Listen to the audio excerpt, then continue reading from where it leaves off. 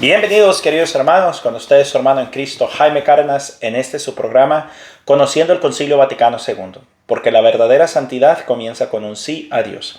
Empezamos, in nomine Dei Patri, et Filii, et Spiritus Sanctus. Amén.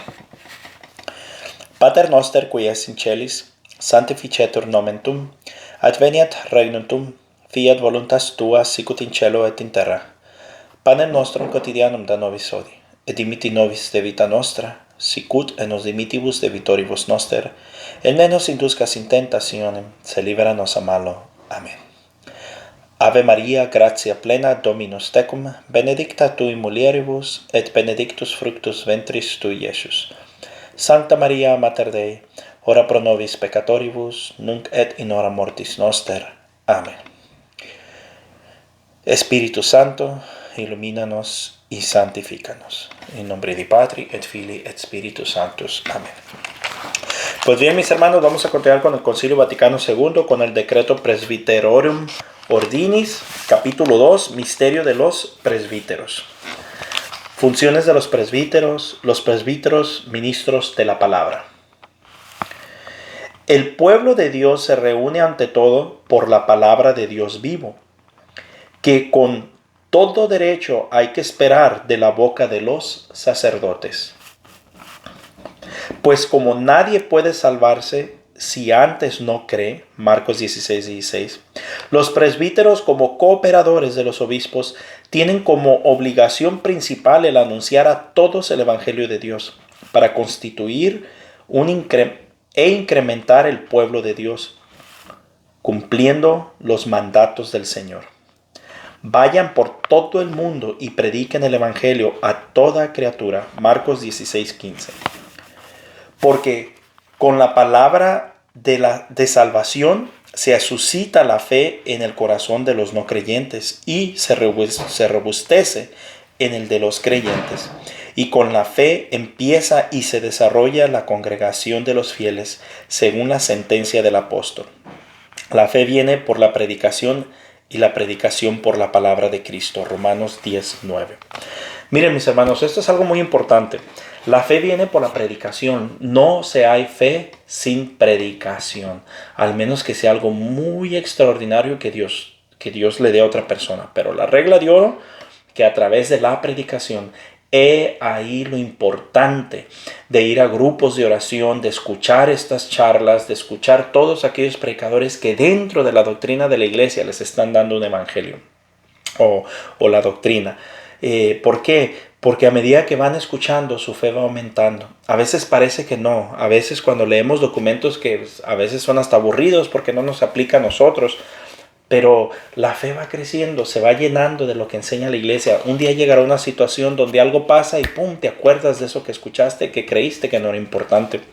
A mí me pasa mucho, yo que predico, y a veces estoy en una charla y se me empiezan a venir cosas que pues en realidad ni me acuerdo de dónde me vienen, pero después las voy viendo en otras partes donde leí o recuerdo que lo había leído en un momento.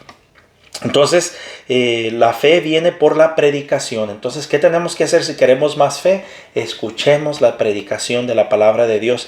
Principalmente y personalmente tendría que venir de nuestros sacerdotes, de nuestros obispos. Pero a medida de que carecemos de obispos y sacerdotes, y ahora carecemos más de verdaderos obispos y verdaderos sacerdotes, entonces nos toca a los laicos tratar de alguna manera hacer algo de nuestro trabajo. Pero nosotros los laicos nunca vamos a tener ni la autoridad, ni el poder, ni la sabiduría que puede tener un sacerdote que se entregue igual o más que un laico. Porque a veces pensamos que porque ya son sacerdotes ya están convertidos, y no es así. Hay veces que los mismos sacerdotes son los que más conversión necesitan. Ahora, eso no significa que no tienen la autoridad eclesial, ellos siguen teniéndola. Pero oremos para que no solo sean sacerdotes de conocimiento y de estilo de vida, sino sacerdotes desde el alma. Y ahí cambia la cosa. Entonces, primero, la fe viene de la predicación, y la predicación por la palabra de Dios. Entonces, ¿qué vamos a predicar? La palabra de Dios. Todo tiene que estar en torno de la palabra de Dios. ¿Qué será? Hace una semana estaba escuchando un debate que tenía Alarcón, se me escapa su primer nombre, pero me gusta escucharlo, Alarcón, un argentino, con un protestante. Y el protestante alegaba y alegaba que todo tiene que ser por la palabra de Dios, porque la escritura dice que toda escritura es apta para corregir, para guiar, para iluminar, para enseñar, y no me acuerdo qué otras cosas dice, así de memoria, no recuerdo. Entonces él basado a esa es donde los protestantes se basan a sola escritura.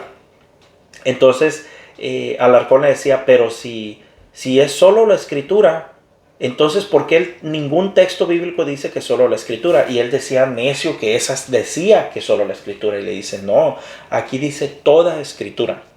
Pero a lo que voy es que van debatiendo y es necio que de la escritura tiene que salir todo.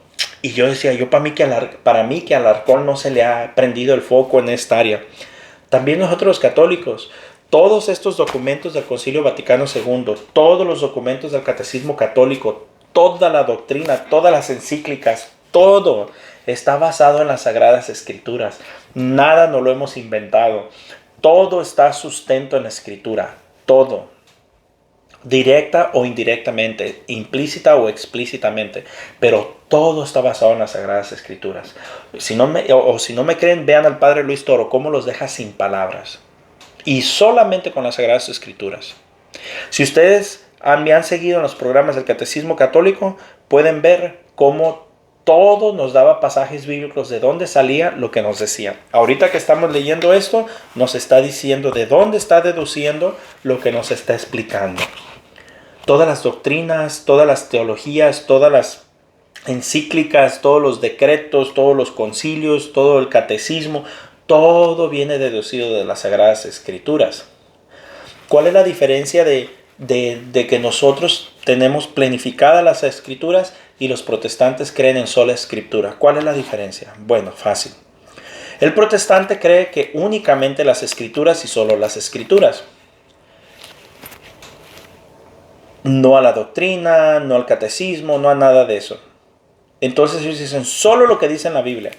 Pero ahí tienen un problema, porque en primer lugar, mismo San Pablo decía, y las cosas que les he enseñado por verbo o por palabra y por escrito. Y Jesucristo dijo, hay muchas otras cosas, pero el Espíritu Santo les recordará todo lo que yo les he enseñado.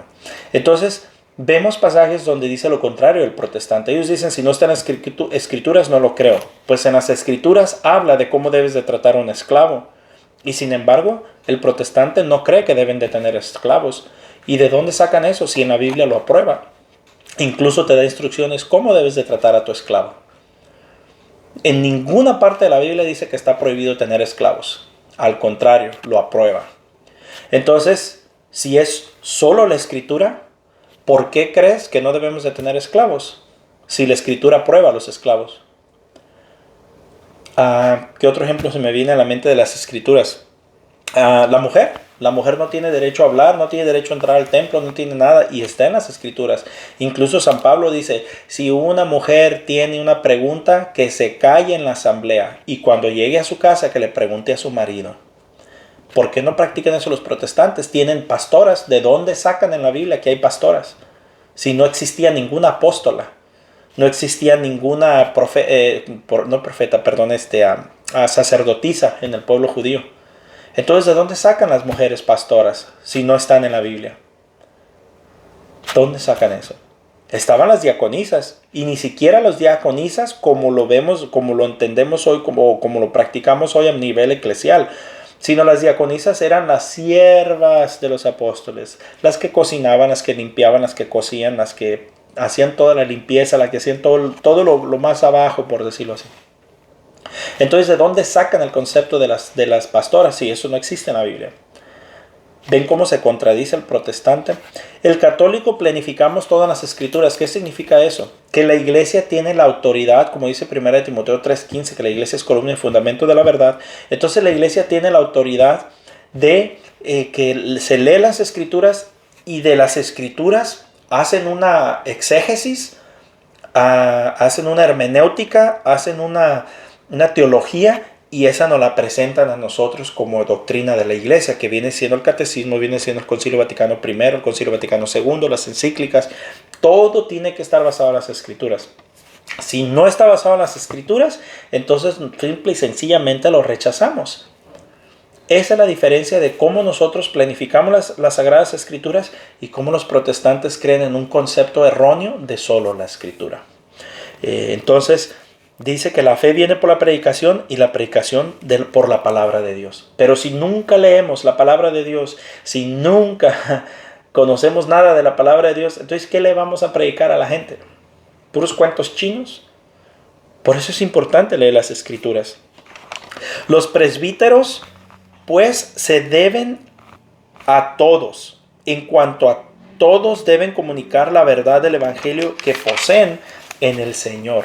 Deben de predicar la verdad del Evangelio. No como el padre James Martin, que predica pura basura. Ese sacerdote predica pura basura. Y sin embargo, a mí lo que no puedo entender es cómo es que su santidad el Papa Francisco le manda cartas felicitándolo por su gran labor que hace con los homosexuales. Pero a padres como James Altman o al padre Luis Toro, ahí los tienen aislados, los han castigado.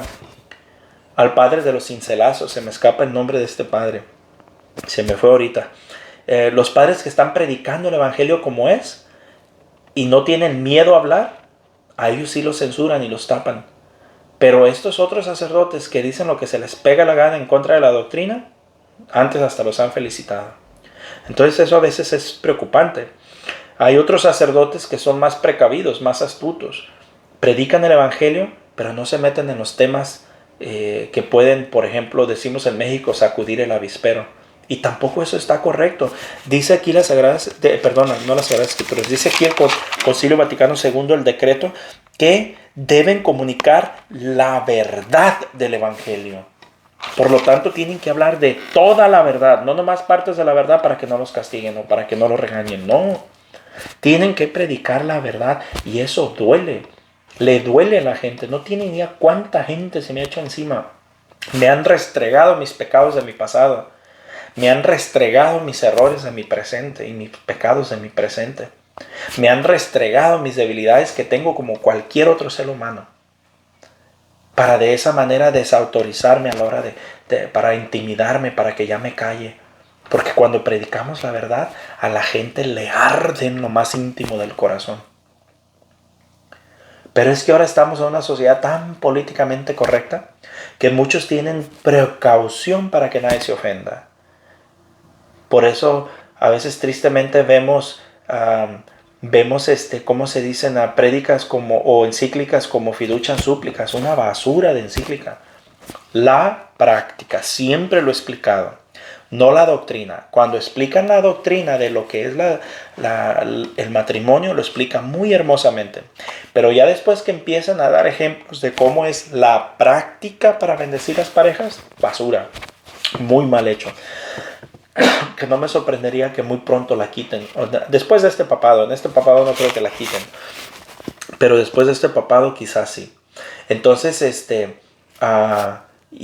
pero decir esto escandaliza a la gente y se enojan y nos dicen antipapas o nos dicen que estamos en contra del papa, que estamos blasfemando y no sé qué tanto. Pero ¿por qué lo decimos así? Porque eso no hay nada en la doctrina de la iglesia que avale bendición de parejas del mismo sexo. Eso no existe. Eso no existe en ningún lado. Y nunca ha existido en la doctrina. Por eso es que podemos hablar libremente. Si la Biblia dijera algo al respecto o en el pasado de la iglesia, de sus documentos, en su catecismo, en algún otro lugar, dijera tales cosas, bueno, entonces está bien, lo dice la iglesia, no nos gusta, pero lo dice la iglesia. Pero como nunca antes se ha aprobado tal cosa, entonces sabemos que eso no está bien. Así que, eso nos ayuda a entender. Por tanto, ya lleven a las gentes a glorificar a Dios, observando entre ellos una conducta ejemplar. Ya anuncien a los no creyentes el misterio de Cristo, predicándoles abiertamente, ya enseñen el catecismo cristiano o expongan la doctrina de la iglesia, ya procuren tratar los problemas actuales a la luz de Cristo. Es siempre su deber enseñar no su propia sabiduría, sino la palabra de Dios e invitar indistantemente a todos a la conversión a la santidad. A todos, eso incluye a los homosexuales. No que ay, les bendigo su unión, no. O que los bendigo bendigo a las parejas, a las personas, no a las parejas. No, si vas a hacerles una oración, que se conviertan. Ese es el llamado de la iglesia. Que se conviertan. No bendecirles eso, no. Y dicen que no es para eso, pero la práctica, ¿cómo ha sido? ¿Cómo lo ha hecho James Martin? Inmediatamente llama a New York Times, manda a una pareja homosexual, los trae a la iglesia, afuera de la iglesia, pero los bendice y les da un tipo de evento, no ceremonia, pero un tipo de evento y ahí viendo el periódico para tomar fotos.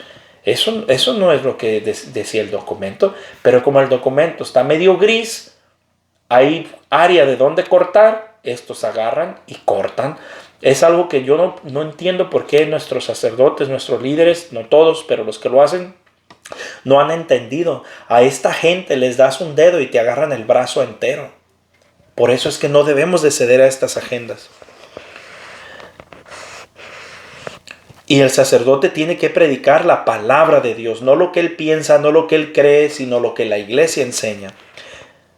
Pero la predicación sacerdotal, difícil con frecuencia en las actuales circunstancias del mundo, para mover mejor a las almas de los oyentes, deben exponer la palabra de Dios no solo de una forma general y abstracta, sino aplicando a circunstancias concretas de la vida la verdad perenne del Evangelio. Miren qué claro es el documento. Con ello se desarrolla el misterio de la palabra de muchos modos, según las diversas necesidades de los oyentes y los carismas de los predicadores. En las regiones o núcleos no cristianos, los hombres son atraídos a la fe y a los sacramentos de la salvación por el mensaje evangélico. Pero en la comunidad cristiana, atendiendo sobre todo a aquellos que parecen comprender o creer poco lo que celebran, se requiere la predicación de la palabra para el ministerio de los sacramentos, puesto que son sacramentos de fe que proceden de la palabra y de ella se nutren. Esto se aplica especialmente a la liturgia de la palabra en la celebración de la misa, en que el anuncio de la muerte y de la resurrección del Señor y la respuesta del pueblo que escucha se unen inseparablemente con la oblación misma con la que Cristo confirmó en su sangre la nueva alianza, oblación a la que se unen los fieles con el deseo y con la recepción del sacramento. Pues bien, mis hermanos, con eso terminamos el día de hoy. Un fuerte abrazo, la paz del Señor y primero Dios, continuaremos mañana.